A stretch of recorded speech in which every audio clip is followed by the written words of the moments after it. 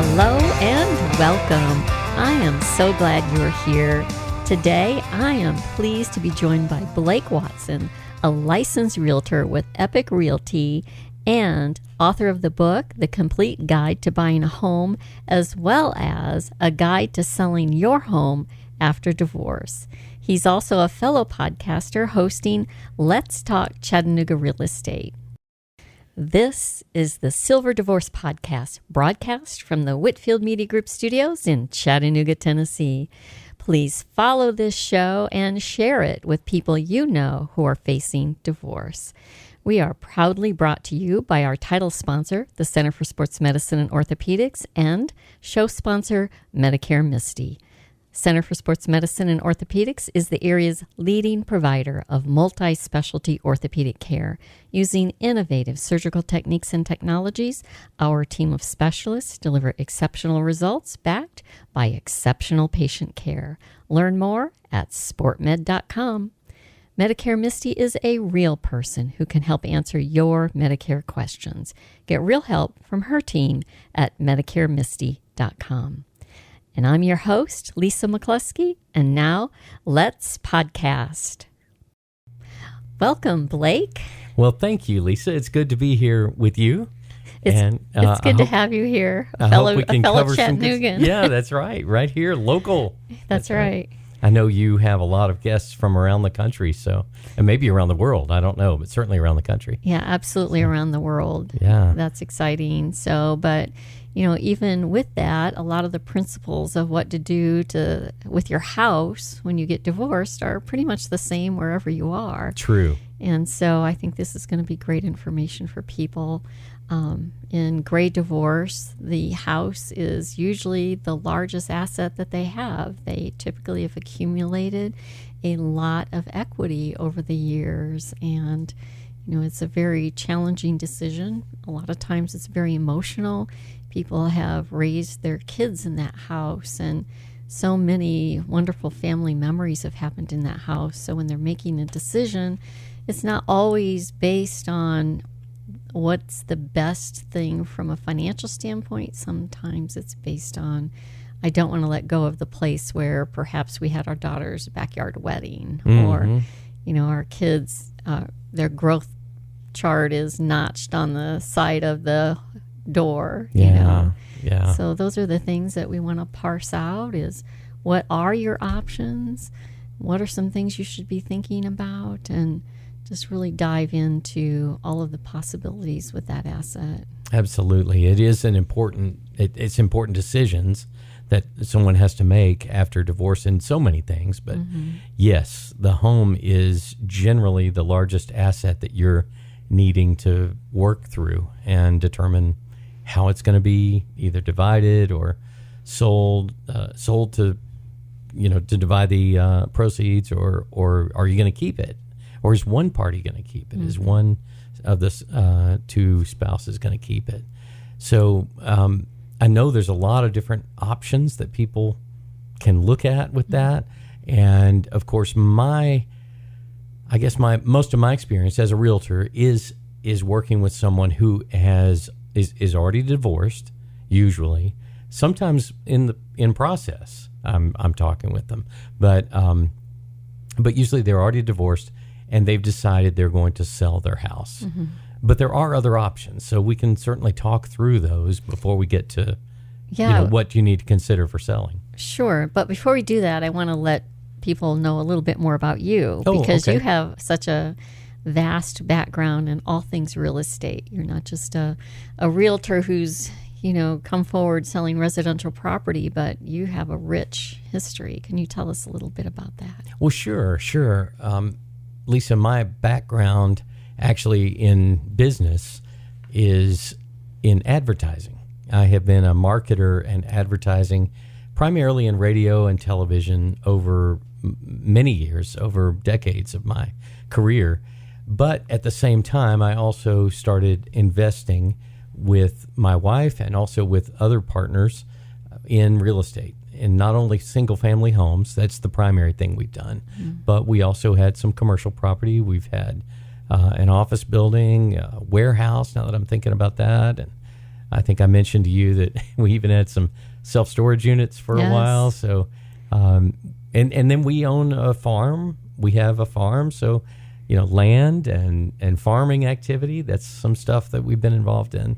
So yes, I've been involved in selling real estate and renting real estate and buying real estate for many years. And just a few years ago, really kind of came to the decision that why don't I just be a full-time realtor? Because so many people were asking me about investing and how they might go about buying a house and renting it out and how would that best be done. And so I said, I actually sat down to write a book. I sat down to write a book about investing, which is still unfinished, but I'm going to work on it and finish it up. But at that time, it just kind of struck me that I needed to just be a realtor. So that's what I'm doing. Okay, so you have all aspects of real estate covered. I just wanted to let our audience know that because there probably isn't any question that Blake can't answer. Oh, well, I don't know about that, but I can at least get the right direction going. And as an aside, your farm tell us what your farm is. So the farm, we actually have two farms. We've got a farm with cattle on it, but the farm that I talk to a lot of people about is the dancing goat farm.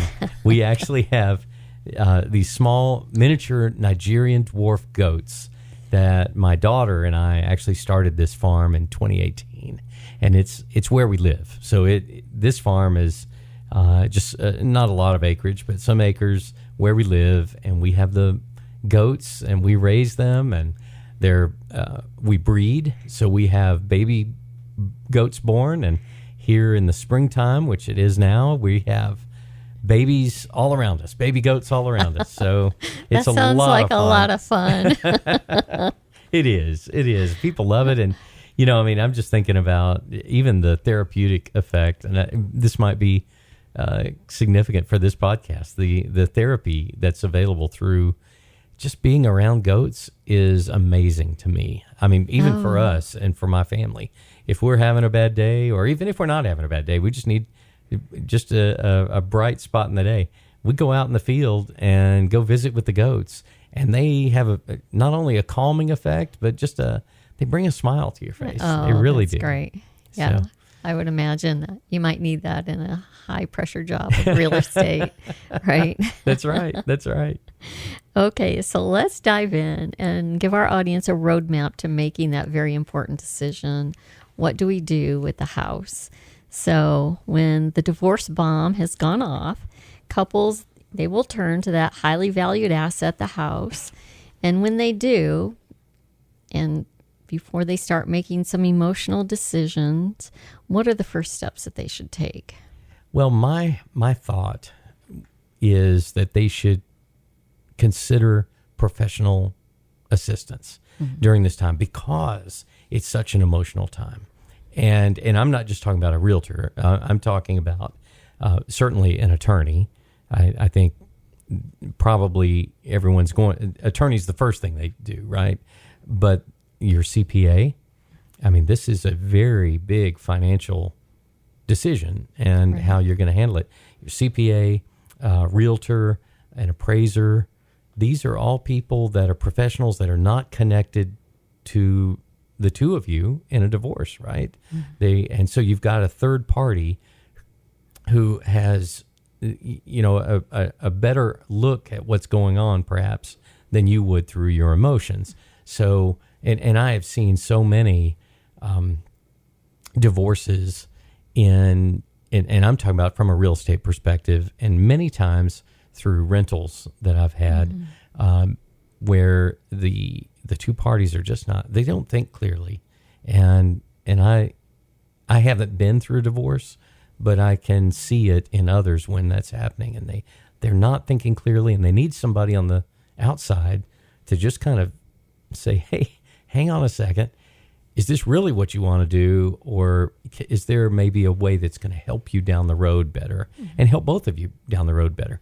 Generally, those third-party professionals, the realtor, the CPA, the attorney, attorneys are hired, I know, to kind of be oppose, so, and represent your separate interests. But a realtor would, and appraiser, CPA, they're really looking out for both of your interests in most cases. Certainly the realtor should, because the property belongs to both of you. Right. And you want someone that sees both parties as their client, even though there are two involved. Yeah, and I think it's very important. You mentioned getting a certified appraiser. Oftentimes, the couple won't agree on the value of the house, and they're making their opinion on the value based on what, Joe and Sally sold their house for a few months ago. Or let's talk about Zillow. People Absolutely. will look on Zillow and they'll think that that is the value of their house. And I know in my case, the value that was listed on Zillow was off by $200,000 based on the appraised value.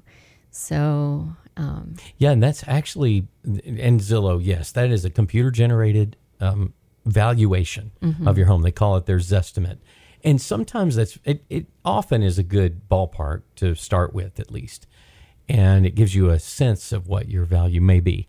But because it is computer generated, and especially if a property is unique or has nothing is sold in a while around, maybe it's in a neighborhood that's more established, or maybe it's not in a neighborhood at all. My home where I live, I have acreage, I have a farm. There's nothing exactly like that or even real close to it around. It would be very hard for Zillow to have a proper estimate of my home value. And so it is important to have that licensed appraiser. And a realtor is not a licensed appraiser. That's a whole nother profession. That's a market value. Could you explain the difference between licensed appraised value or appraised value by a licensed appraiser and a real estate market value? A lot of people are confused on that. Yeah, so a realtor has, we do a competitive market analysis where we're going to look at other recent sales of like properties around your property and do the best we can to help you come up with a sales price. That's really what a realtor focuses on, is what would be a selling price of the property. And it's not an appraisal. And in real estate school, they make it very clear. You're not doing an appraisal. You are doing a competitive market analysis or comparative market analysis. And what an appraiser does, they are licensed separately. It's a total different licensing, and they have a much more robust amount of data that they utilize and much more intricate details that they are really looking at to come up with your appraised value. Even the appraisers, I mean, if you had two different appraisers, they're going to come up with different values for your home. It's not like there is a automatic, here's the number, this is absolutely the number, and that's, you can take that to the bank. Well, you can usually take it to the bank if a licensed appraiser has done it, but it's not necessarily the case. I mean, the appraiser may not know if you have issues like, a roof leak or termites or something like that going on. Right, but they do look at some structural things as well, too, the licensed appraiser. They can. They're going to, if something is evident, then they're going to, and a realtor should do that too. We all, as professionals, if something is evident and a normal, I shouldn't say a normal professional, but a normal person should recognize them, like a sunken in part or something like that, then yes, that is part of the scope of work that we would do. However, no, an appraiser doesn't necessarily look at structural, they don't look at it any more closely than the next guy. That is actually a different thing. That would be a home inspector. A home inspector, which is also in some states licensed. Here locally, we're in Chattanooga. Tennessee does have a licensing program, but nearby states do not. So if a home inspector can certainly be certified, but and that's a national certification, but if they are licensed, they also are going to have some hoops they need to jump through to make sure that they are qualified to do the work. A home inspector would find things like structural issues, broken systems, ductwork problems, anything like that. Mm-hmm.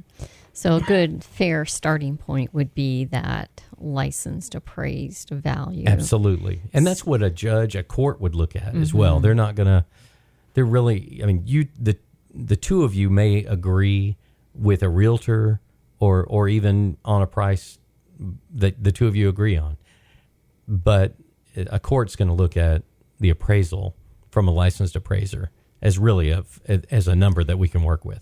Right. And I know the other advantage that I have mentioned before is that if you go ahead and have that appraisal done, if it comes down to you're keeping the house and perhaps you need to refinance, well, your bank will accept that appraisal. Right. And even if you're selling, then you already have the appraisal in hand and your buyer can submit that appraisal to their mortgage lender as well, because as long as it's within a certain time frame, I think I understood. Well, their mortgage lender will also, they'll order a separate appraisal. Okay. They will, but it certainly gives them a good number to work off of. Yes. Yeah, and it's one that generally when you're getting a loan, somebody else's appraisal is not going to, even if it's one you just bought or paid for, is not going to be the one that they are prepared to loan on. Part of that is because a lender, a mortgage company, is going to, when they get an appraisal, when they order the appraisal, it goes to kind of a clearinghouse that kind of bids different appraisers, and it disconnects that mortgage company from the actual appraiser. Okay. So it basically prevents you from influencing the appraiser or the lender from influencing the appraiser. That's different than it used to be back many years ago, when probably many folks who would be in a silver situation, may have bought their property. Right. Back then you went out and picked your appraiser, or the banker would ask you. I remember doing that years ago. Yeah. Yes. And maybe the lender says, who do you want to do the appraisal? Exactly. No more. Okay. That never happens That's now. a change. Yeah, that's a change. Now the appraiser is not even selected by the lender. They have to really be arm's length away from that. Okay. And that's just part of the regulatory environment, which is good to some degree. Good to know. Yeah, it's good to know for sure. Yeah. So let me ask this then. If you know your appraiser is coming, should you be there at the time? That's a great question. It's either way is okay if your house is pretty self-evident about its condition and everything. I think it's good to be there personally, because the appraiser may have a question that they can ask you on the spot. You're not going to walk around, following your appraiser throughout the house. They've got to take photographs and measurements and things like that. It would be inappropriate, uncool to be following them around. I have to admit, Blake, when our appraiser went through, I was with him. And you walked through? I walked through with him, and he asked me a number of questions. Well, yeah, that's what I was thinking. They would. About certain, especially in the basement area, there was a finished room. He had several questions that he asked me. So in the end, I was glad I was there. But I wondered, a lot of people think, I should not be there. Nobody should be there. But I don't think that's the case at all. Yeah. I do think it's helpful, because some questions might come up and they can be easily answered there. Right. And he or she may not think to call you or ask those questions later. But if it's a simple, quick answer, then you can give it to them right away. And it helps facilitate getting the appraisal back to you quickly. They're not going Agreed. back and forth with questions. Agreed. So yes, that's good advice. So try and be there if you can. Yeah, that's a good plan. Good to be there.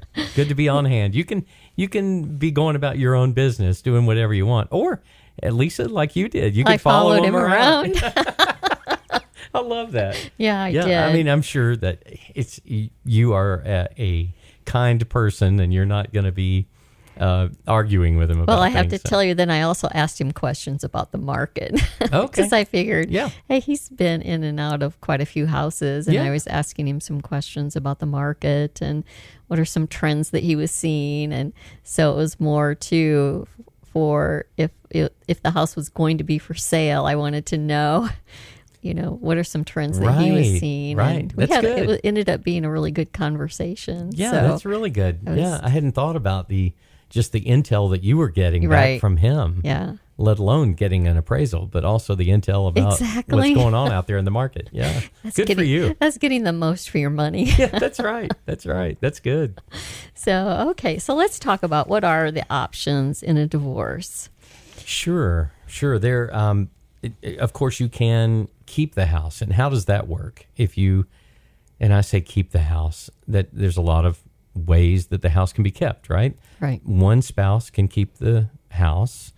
And if that happens, there are a lot of variables that have to be considered there. And that's not uncommon. We both know that. Right. I think you kept your house. I did. I kept my house. And you had some surprises later that you weren't really expecting. That's right. Everything will go wrong once you decide to keep your house. And and that's, and I'll share with you a story in a minute about something along those lines. But if you keep your house, you certainly are still, in most cases, going to need to divide the value of the property, right? So that each spouse gets a fair and equitable amount of that.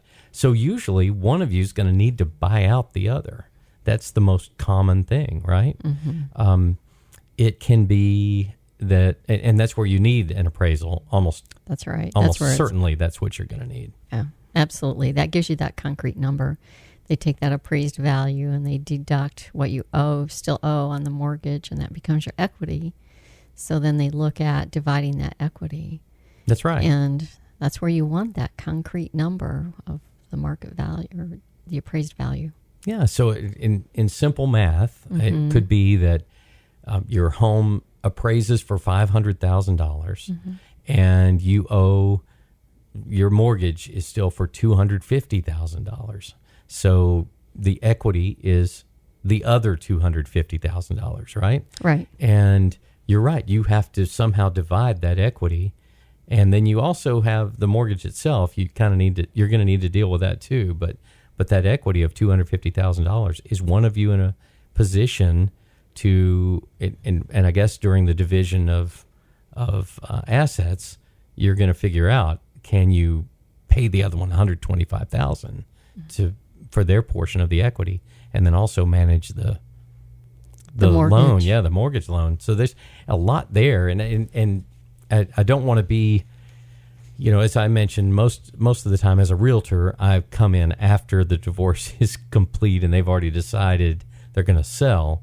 But I know those mechanics of things that have to be handled prior to that, and yes, you've got to deal with the debt, and you've also got to deal with the amount of equity. So yes, the equity amount is the difference between that new appraised value and what you owe. And one of you may need to try to buy out the other if you're going to keep the house. And that can be, oftentimes the buyout can be partial cash, giving up your right to perhaps a 401k, because if there is a 401k distribution and you would be entitled to half of that 401k, you may say, well, I'm going to give up my half to make up for that, what I would owe on the equity. So there's a number of ways to come up with that number. And then also there are other assets that you can consider. There are, perhaps there are boats, or there are vehicles, or there are collections of some kind. Those types of assets, they can consider letting your spouse keep that asset, and you are credited with the value of that asset toward the equity in the house. Yes. So I've seen many arrangements where you can get very creative. You don't have to be stuck on, I've got to give them cash. There's many ways to come up. You just think of it as, it's a number. How are we going to get to that number? And what all can go into that, getting to that number. That's a great way to look at it. You're exactly right. It shouldn't scare us that it's got to be cash. Right. Because it doesn't have to be cash. No. I'm just thinking in my own home that we have 2 drivers and we have 4 cars. So Right. So obviously there's some value to the cars. aside from the two that we normally would drive and consider our car. And you know, there are collections. I talk about that a lot because people don't even think about that. You know, does a spouse have a huge gun collection? Well, there's a lot of value in a gun collection or a coin collection. Those collections, when you're doing this is kind of a different topic, but when you're doing your property inventory, people overlook those collections. Well, don't. Make sure they're included. Make sure that you're getting a value on those collections. And then if that spouse wants to keep the gun collection, you're credited with what would be your half of the value. You can use that towards your house equity, what you would owe for your house equity. So I encourage people to be really creative and make sure you're taking time to do that property inventory completely. When people receive that, they look at it like a pain in the rear end, and they'll say, oh, I have furniture and, you know, some artwork, and that's it. No, go line by line. Look at everything you have, because there's value there that you may need if you're wanting to keep your house. That's good to know. Yeah. And I was just thinking, Lisa, I don't know in your experience if you've run into this, is cash value of life insurance policies, is that, I'm guessing life insurance is kind of off the table, but I don't know that. I would put it in your listing of assets because it may not be off the table. If there's a cash value in that, well, who gets to keep that cash value? And I don't know enough about how life insurance works. That's where you mentioned a team. Yes, absolutely. Get in touch with your insurance agent and have that conversation with the cash value. Who does that accrue to? And, you know, could that be part of what's considered marital assets? Yeah. So it's just points to the fact that you need to think about everything around you, all of your agreements, and which of those can be considered marital assets, and put them on your property listing.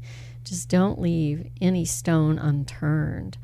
It is well worth it in the end when you're trying to parse out how you're going to pay that equity when you want to keep the house. Absolutely. Yeah, we were talking about the mortgage as well and having to determine how to pay that off. And I did want to bring up a story of a client that I had who signed a quitclaim deed. And for your listeners, a quitclaim is literally where if you own property, real estate, a home in this case, but you own real estate, and you can go to the title company and go to an attorney's office and sign a paper that is called a quitclaim, and it means that you no longer will claim ownership of that property, and you're just going to hand it over to someone else. And there are many cases when that's appropriate and the right thing to do, but it's dangerous if you just do it willy-nilly in a divorce. And that's exactly what happened to one of my clients who was later buying a house. But she had signed a quitclaim deed and deeded her home to her husband during the divorce. So he now owned the house, but they didn't do anything to the mortgage. Right. And she's still on the mortgage. You're still on the mortgage. So she still owed the money on that house as though it was her property. That's right. And it wasn't her property anymore. And so that was it wasn't a problem ultimately, because the plan was he was going to continue living there and making the payments, which he did. So it didn't, but if anything had happened, if he had decided to be a jerk, he could have walked away. He could have walked away, and she would have been on the hook for the mortgage. That's right. And how it came up for us, and where the problem arose in my interaction with her as my client, was then it made it hard for her to qualify for her next home, which she was buying. That's because her debt to income ratio was well skewed. That's right. Because she already had a mortgage on her credit report. That's right. She had this other mortgage on her credit report, so it was going to make it hard for her to go and buy another house. Yeah. So yes, we've got to, make sure people think about that. And that was just a simple decision that she made I would think without good advice from an attorney or without good advice from someone outside of the marriage. Right. Make sure you have the decision made as to if there's going to be a refinancing or if you're going to qualify to assume the mortgage. And I can share in my case, my bank has a program called the Qualified Assumptions, and you qualify to assume the mortgage at the current rate. So nothing changed, which was wonderful because we were it was refinanced at a time of very, very low interest rates. Remember those, 3.0. Oh, yeah. And now, what are they, 7? We're running right around 7 right now. Yeah. Yeah. So if you can assume the current mortgage, that's the best option. For my bank, I was able to submit a quit claim deed, which allowed them to start the processing of the mortgage to get to put it in my name before the divorce was actually final. Okay. So they used it to facilitate getting the paperwork done. So there are a lot of considerations on that quit claim deed. As you said, you want to make sure that person's not going to take advantage of you and leave you hanging on the mortgage. But if you're doing an assumption, it might help speed your assumption along if you can go ahead and start the process. Absolutely. So a lot of things to think about. Yeah, and there's no need to fear a quit claim deed. Right, They're used all the time for many very legitimate and proper reasons, just as you said. Right. But just always get good advice. Buyer beware, right? Trust but verify. Got an injury that just can't wait? There's no need to delay your care. Center for Sports Medicine and Orthopedics is excited to announce that our Urgent Ortho Walk-In Clinic is now available on Saturdays at the Gun Barrel Road location. Open from 8 to noon, we're here to treat sprains, strains, fractures, and more. No appointment needed. So skip the long ER wait and get specialized orthopedic care fast. Visit us this Saturday at Center for Sports Medicine and Orthopedics Urgent Ortho. We're the center for expert care right when you need it. Learn more at sportmed.com. Another option you may have, of course, is to sell the house. And that, again, is probably where you're going to use a realtor, most likely. I mean, you can sell it for sale by owner, but some of the things that I have found are issues of agreeing on the sales price. Again, that is so good if you get the appraiser to come in. Even if you're selling the house, if you have an appraiser come before, well, then everybody, including the court, can look at that price and feel like, okay, this is the right starting point, at least. Now, it may not sell for that. It may sell for more than that. It may sell for less. But it's a proper starting point, right? Right. And if you're going to sell the house, then you need to be in agreement, certainly on the sale price. And then if you receive offers, you need to be flexible with working with different offers and perhaps repairs. There's a lot of things that go into selling the house if you're going to sell it. Yeah, that brings up a good point. What have you seen in terms of if the house needs work to get the house ready to put it on the market? What are some of the ways you've seen people handle that? Yeah, that's a great question because so often one party or maybe both just don't want to invest anything in the house. They're just ready to walk away and be done. And you can sell a house like that, but it's probably not going to sell for as much as it should. And so that, again, goes to having professionals help advise you. I have seen where most of the folks that I've worked with that are going through divorce are amicable enough that they have enough thought that they can do repairs, at least minor repairs, maybe not replacing the roof. But if they see that it needs to be repainted or there's some carpet that needs to be fixed, and a lot of times that won't come up until after the actual offers are coming in. And that's when, anyone that's buying a house is generally going to have a full inspection. And when they have their inspection, they're going to probably find some things they want repaired. Yeah, absolutely. And when they do, you're going to need to deal with that. Either you're going to want to pool your money together to make those repairs, or in many cases, what we just do is allow a credit toward the home purchase price, or a credit that if at closing, say in one case, I'm thinking of a divorce that I was working with, and the home needed a new roof. And we knew that before we listed it. But we let the buyers know that we're going to work through that with a credit. Okay. And the credit, the way it worked, we didn't say I don't remember what the sale price was, if it was $300,000.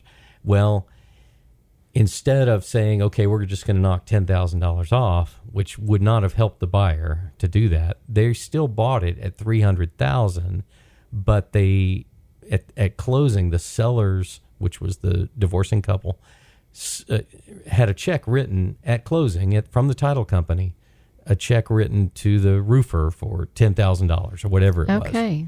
So, and it was literally written to the contractor. So that kept everything clean and appropriate. The bank was happy with that. That was lending money to this other new home buyer that was coming in. The bank was cool with that. They said, you're putting a new roof on? We're good. We just need to see that it's done. Yeah, because they won't lend more than the appraised value. Correct. So it's not like you can tack on $10,000 for, a credit for a roof. Yeah. You can't just tack it on. They're not going to do that. Yeah, in fact, you're exactly right. And the appraiser was aware that a new roof was being put on. And that was part of the appraisal. Oh, in fact, was, this appraisal is $300,000 and this is pending the new roof going on. And so the appraiser had to come back and look to see that the new roof was put on. Or actually, I think we just had to send him from the licensed roofing contractor, proof of production, basically. See, there's another reason why you should be there when the appraiser is there, so that you could tell him. That's right. Yeah, in my case, I was the realtor and was able to tell the appraiser. To tell him. Yeah, because the realtors are going to know the appraiser's coming, because we got to let them in the house if the homeowner doesn't. But you're right. That is another reason you want to be there, to tell the appraiser especially something like that that's significant. Or, hey, this back porch, we're repairing all of this deck back here, or whatever it may be. That's right. We're doing this, and that may become part of his report. The appraiser may then, these things that you've said are going to be happening. I mean, if they're minor things, it probably is not going to make any difference. But a roof or major repairs to a back porch, those are significant enough that they're going to change the value, and he is going to need to confirm that those things happened. Because ultimately, at the end of the day, both people in the divorce need to get as much as they can from the sale of their house. That's right. If you decide, well, I'm not lifting a finger, or I'm not doing anything to get this house ready, you are risking getting less than what you should.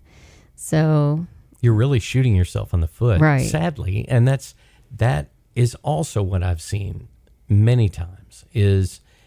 Despite what professionals, outside third parties, are encouraging someone to do in a divorce situation, in a divorce sale, they still, because maybe one party is just wanting to walk away, and maybe they have a whole new life out there that already waiting, and so they do literally want to just walk away and not touch anything else. They'll show up to sign the paper, but that's it.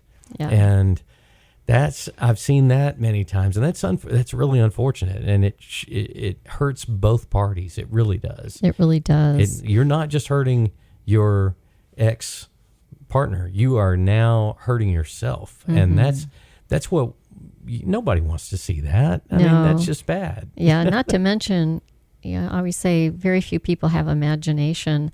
It's hard for people to walk into a house that needs a lot of work and imagine what it could be. Yes. A lot of people need to see fresh paint. They need to see it looking good. Not everybody is a DIYer who can think, I can make this really spectacular with a little bit of elbow grease. So it could take longer for your house might sit on the market longer if you don't do some of the basics like fresh paint and other things like carpet. I mean, that's the most people will say, well, we're going to give you a $5,000 carpet allowance on those purchases. So you're buying it. We'll go back to that $300,000. You're buying it for $300,000. We're going to give you an allowance of $5,000 to put new carpet in, because you can obviously see this is trashed carpet in the house. Well, like you said, as a realtor, I recommend you go ahead and put that new carpet in. Absolutely. Because it's so much more difficult for someone to come in and they smell the cat. Right. It's just nasty. It's a turnoff. It's a turnoff. Absolutely. And then that's going to mean that your home sits on the market longer. And the whole time you're still paying your mortgage and your insurance and taxes. All that still costs to you as long as your house sits, if it's sitting empty or if you're in it, either way. Yeah, and your assets are tied up. Your assets are tied up. Go ahead and put the carpet in or put the paint on the walls. Whatever the things are that you can do. And I always recommend do the simple things, of course. Do those. I understand if the roof doesn't, unless it's just visually terrible and then might turn somebody off from the house as soon as they pull in the driveway. But unless it's visually terrible, then you can put that off to closing, to do the roof, where you actually get some money so that you can actually pay the roofer to do that and you don't have to front that money. But if it's something very visual that's going to make people struggle with even envisioning themselves living in that house, then yes, it really needs to be handled before showing the house. Yeah, this is truly one instance where you have to put your emotions aside. They may not want to lift a finger because they're angry at that spouse and they want to make it as hard as possible on them. This is one instance where you have to look at it as a business transaction. This is a business transaction. Then in the end, if you handle it properly, you're going to have the asset that you need to sell at what you need it to sell for, and walk away with hopefully some cash in your hand to go on and start creating a new life. Yes. You just have to put aside your animosities, and maybe you do need to get in there together and paint some walls. It's put it to the side, treat it as a business transaction, because your future really does depend on you getting the most as you can for that asset. Yeah. And as I mentioned, most of the clients that I've worked with that are in divorce, they work together enough to make sure the house brings the highest value. Yeah. And that's the more common thing that I see, and hopefully most of your listeners are in that position, but I know that there are plenty who do not. So it's just, that's good advice that you've given.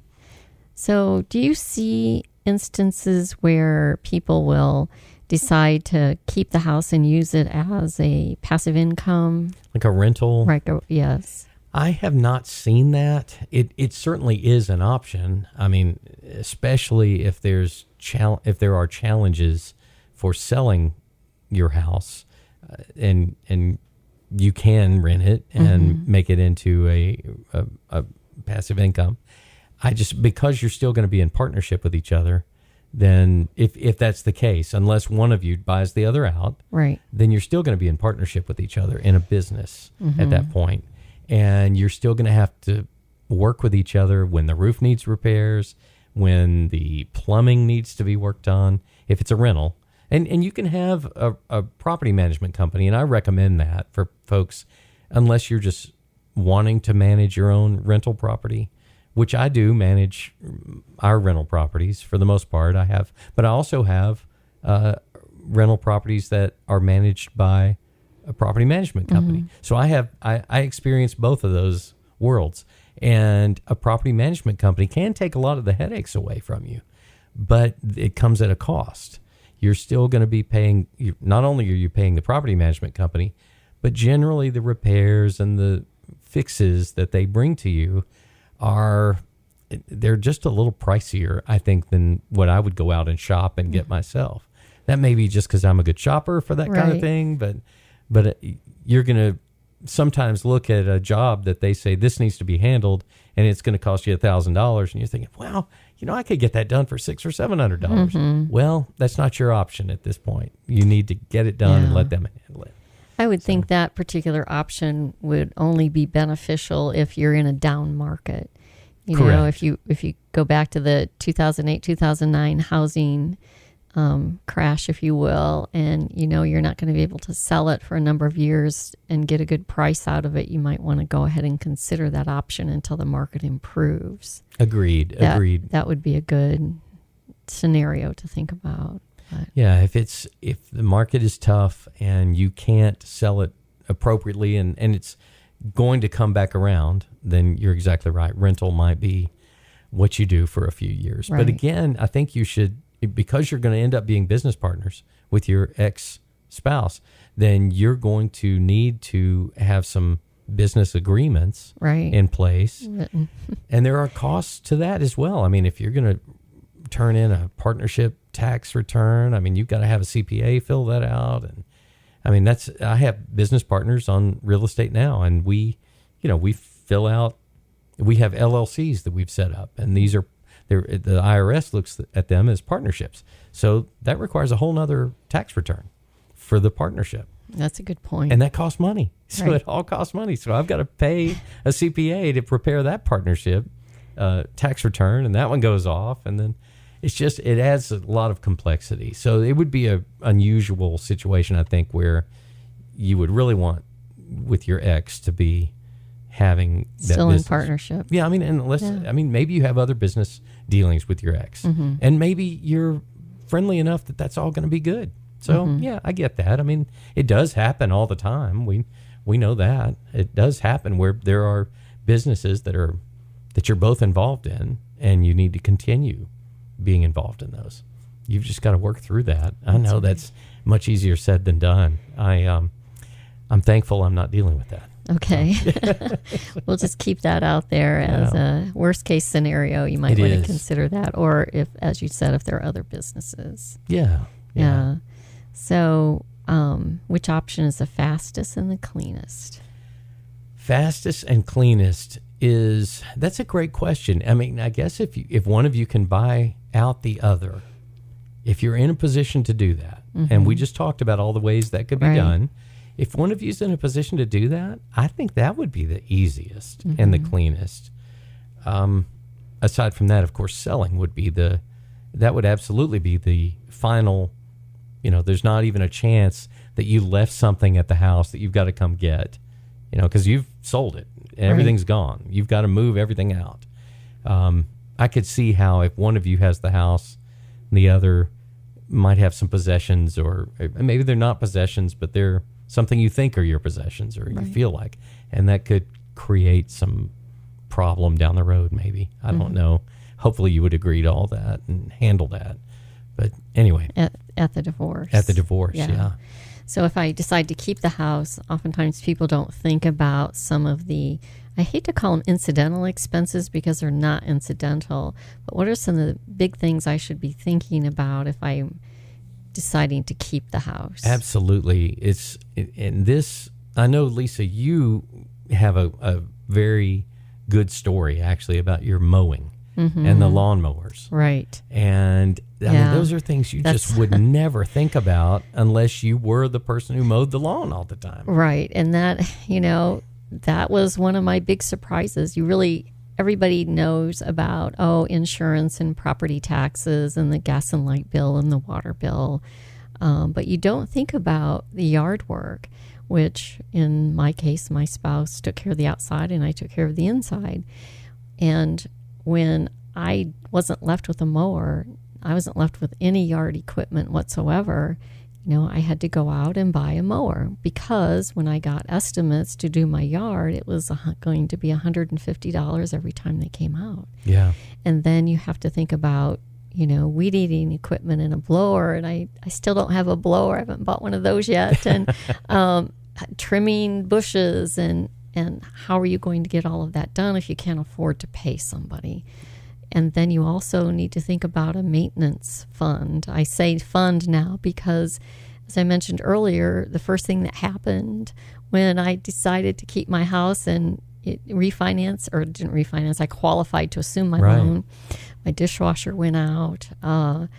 Some faucets went out. I had to have a plumber. I had to have an appliance repair person. My fireplace just wouldn't light. It's just like you have all these things that you don't think about. But my house was built in 1980, so everything wore out at the same time. Yeah.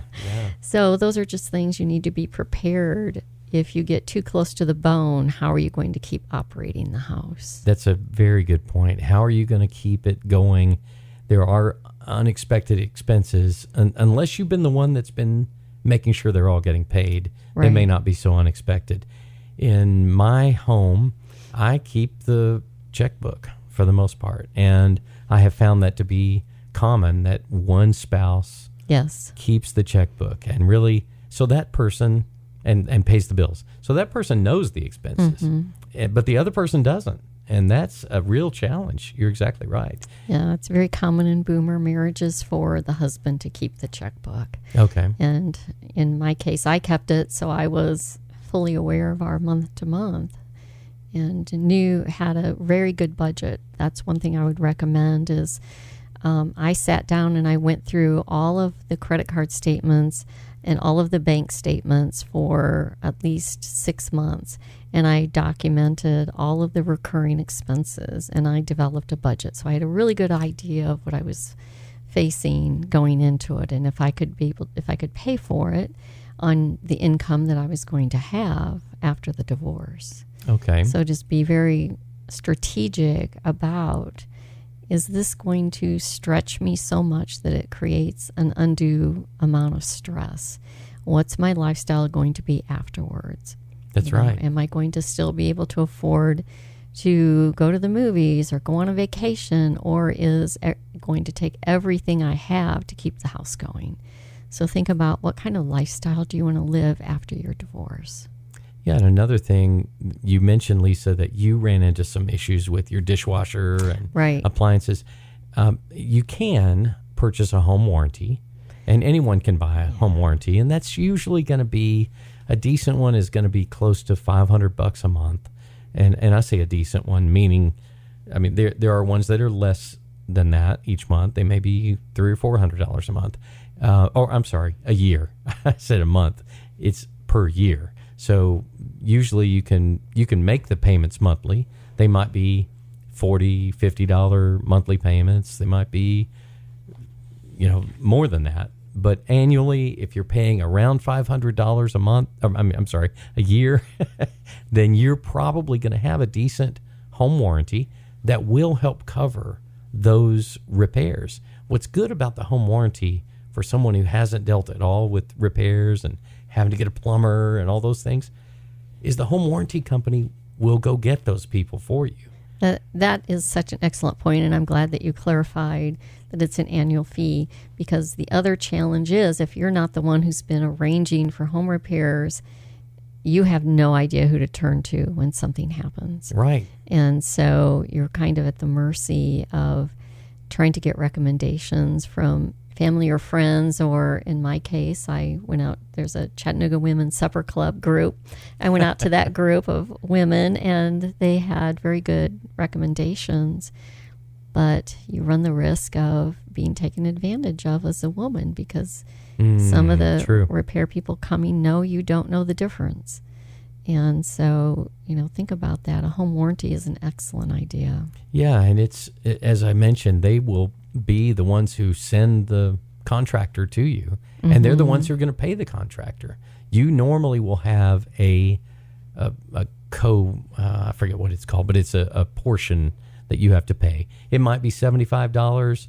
I have a home warranty right now, and it's $125. Okay. Service fee, that's what they call it. Yeah. Service fee. So if I have someone come to the house, in my case, I actually pay the home warranty company the service fee, but it may be that you pay the contractor. But either way, the service fee is a fixed amount that you're going to pay. You can put in your budget. You can put it in your budget, and then the rest of it is on them. They figure it out. They may have to come back with parts, whatever that is. It's on them. So that's a good thing. I like that. I think I'm going to have to go out and buy a home warranty now. Well, we've got some good a realtor can recommend some good home warranty companies to you. Good. So I can give you some advice there. Well, great. So, gosh, we've talked about a lot to do. There's probably a lot more that we haven't covered. It's such a heavy topic. It is. I have to ask you, in your years of working with people, is there a person whose story particularly moved you?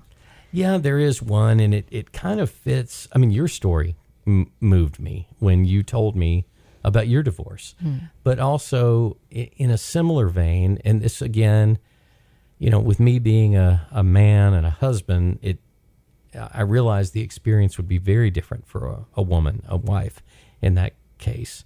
And this was a lady one of my clients she came to me to buy a house after her divorce, but it was pretty quickly. I mean, her divorce was actually in progress or finishing up, and she didn't know so many things that she needed to know, that I guess I would have assumed she might have known. She and her husband had owned 2 different houses. They had bought one, and then they sold that one, and then bought another. She didn't know anything about it. She didn't know anything about the process because he had handled everything. So all she knew was she went and looked at houses, said, I like this one. Didn't have to think about the price, didn't have to think about anything. Wow. He told her what they could do, and she just had to show up and sign papers. And she had good income, very good income. She was a good earner of wages. And it was like we were working with a new homeowner, a new first-time home buyer, really. I was working with someone who had never, even though she had owned 2 houses, she didn't really know anything about it. We had to set her up with, a loan officer and get her set up there. And it really struck me how different her experience was than mine in house buying, I guess. And not just that because I'm a realtor, but I mean, if even just as a husband and wife in that case, how her husband had taken care of so many things. And the other, when your spouse is handling so many things that you don't know about, in this case, it was really challenging for her. And it wasn't a full on first time home buyer, because if you actually have a lot of options or a lot of benefits as a first-time home buyer. There are down payment assistance programs. Yes. There are some fixed rate interest programs, some really good things for first-time home buyers, but you don't get to use those if you've owned a home in the past 3 years. So that it takes 3 years to get a reset. So if someone's listening right now, they're living in an apartment, if they are done with their house, well, that starts that clock where you will be a new first-time home buyer 3 years after the final mortgage or your name was taken off the deed, whatever that may be. Well, I know Tennessee has a great first-time home buyers program. My daughter went through it. Yeah. And, look in your state, just Google the first-time home buyers program for state of, and a lot of them have those. That's right. And any lender, or I shouldn't say any, but most lenders, most mortgage loan officers are going to know what those programs are, and they've done a number of loans with them. Good. And they can help guide you through them. Okay. Yes. So you mentioned, that was her first time dealing with a realtor. How do you find a good realtor? Oh, great question. Well, I think a lot of times a referral is good from a trusted friend. Certainly you can go online and look for realtors. You do also have the option of looking at your local realtors association. Wherever you live, at least in the United States, there is a realtors association that covers your territory. In Chattanooga, we have the Chattanooga Realtors Association. You can look up members there, and you can, you won't get reviews there. You can get reviews on Google and things like that. But I would recommend that you talk to trusted friends, perhaps the trusted professionals that we were talking about as well. Mm-hmm. I mean, your attorney might have some advice, but trusted friends who maybe, certainly if they've gone through something like this before, they may have had a good experience or a bad experience, whatever, and they can tell you that. And that's what I would normally recommend, is trusted friends who can recommend someone. Okay, good old word of mouth. Yeah, right. Yeah, and we're not, when I say recommend someone, it's best not to be just recommending your cousin or your friend. You got to watch out for that. Yeah. you do want to know that this person has had someone experience. they've had experience Yes, with. I'm sorry. Yeah. I should clarify. Yeah, Yeah. you definitely want that referral to include someone who's either they've actually sold their house using this realtor, or they bought a house using that realtor, or they just can look at that realtor and see the experience level they've had. Yeah. I would ask your realtor, how many houses have you sold in this kind of situation? Or even if not how many, but tell me about how a situation similar to mine that maybe you've worked through. I think that's the best. That's a good question. Yeah, that's a better question, Yeah. actually, now that I think about it. More than how many you've sold. They may have sold 1 million condominiums, and you don't have a condominium. Right. So, Exactly. yeah, you want to know what is a situation similar to mine that you've had experience with. Tell me about it. Is it helpful if you have an area you want to live in to work with somebody who has a lot of experience selling houses in that area? Like you want to live, for example, in a certain city. Absolutely. Yes, absolutely. And you will not want to have a realtor that doesn't, I don't want to say not live in the area, because they may not live in the area, but they need to have a lot of experience in that area. Mm-hmm. So in our case, Chattanooga, Tennessee, yes, you either would want a realtor who is active. You want them to be active in this community. Mm-hmm. And by that, I mean selling and buying real estate in this community. So they're very familiar with the neighborhoods. Yes. And they can tell you a little bit about the neighborhoods as well. That's right. And they should have a general idea, like of the value of your home. Mm-hmm. Just when you're talking about what part of town, what neighborhood, that should be able to give them a trigger to at least have a range of idea of what your property value is, what your home value is. Mm-hmm. And that's only going to happen if they are actively working in that local area. Okay, good to know. Yeah. All right, so we're going to go get personal here. Okay. What book's on your bedside table? Oh, well, Lisa, I would absolutely first say the Bible. Yes. The Holy Bible. I do try to read the Bible regularly. I wish I could say daily. I don't. Some days I miss. But I also follow a reading plan and with the Bible and follow through. Mm-hmm. I've read it the entire Bible a number of times. But I will also mention that the first time I started one of these, read the Bible through in a year. Yeah. It took me 8 years. So I got through it. But I just it was 8 finished the Bible in 365 days. Good for you. Yeah. Good for you. Yeah. And I'm on my second round because, so I want to do it one more time because there's so much to absorb. Absolutely. Yeah. So the Bible is, great for inspiration, great for certainly for guidance in all parts of life. So that is absolutely what is. I don't actually read in bed, but I do have that handy. Yeah. Another book. I brought this one because I knew you wanted something other than the Bible that you were looking for. This one is called The Daily Climb, and it's by Matt Hullander, and he is a fellow Chattanoogan. Actually, okay. Matt Hullander. And he is a very successful businessman. He's written this book. It's called The Daily Climb, 10 Principles to Change Your Life.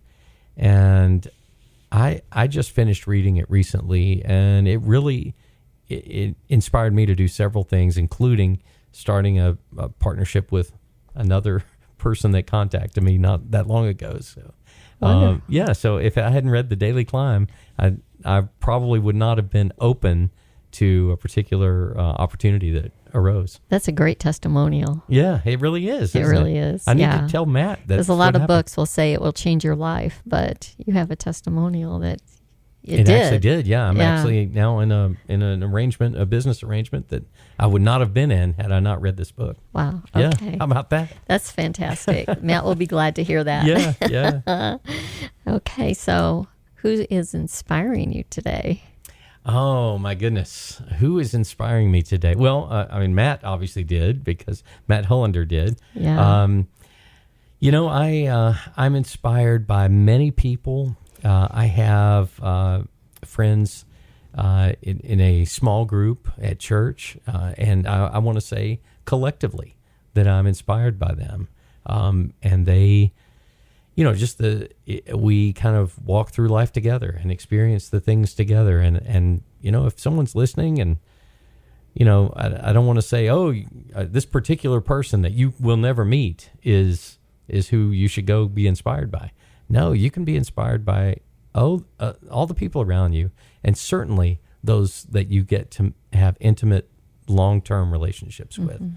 So developing close relationships with just a handful of people that you can walk through life together. That's what inspires me the most. Yeah.